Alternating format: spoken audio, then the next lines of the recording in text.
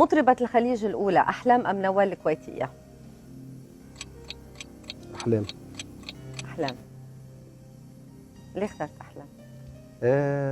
مثيرة للجدل كتير أحلام. مثيرة، بس خلي بالك هي عارفة تلعب مع المجتمع اهو. بقول لك بصي هي يعني عن صاب التصور وتصميم مثل ما بيقولوا، يعني اللي بتعمله أحلام مقصود.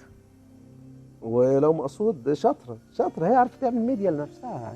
هي مش أنا بقول لك في ناس بتبقى عارفة هي بتعمل إيه، حتى لو اللي بتعمله ده ملوش معنى، بس طب وإيه اللي بتعمله؟ وهي في سكوزيه ولا خمسة إيه في حد بيعرف يخلق لنفسه أهمية حتى لو من الفترة دي مش شغال.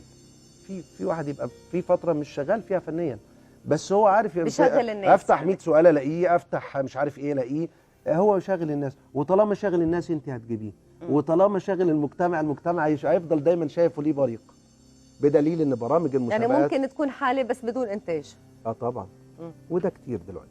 دي الميديا دي ده خراب الميديا، مساوئ الميديا على المجتمع العربي في مجال الفن تحديدا.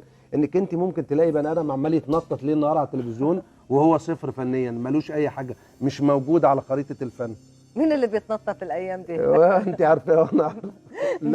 لا مين اللي بيتنطط دلوقتي؟ اللي يتنطط بس الناس ما هياش عبيطه. تتنطط ولا بيتنطط اكتر؟ ايه؟ تتنطط ولا بيتنطط؟ بيتنطط. ذكر ولا انثى؟ لا بيتنطط. اه في ناس بتتنطط تلاقيها في البرامج كتير جدا، موجود كتير قوي.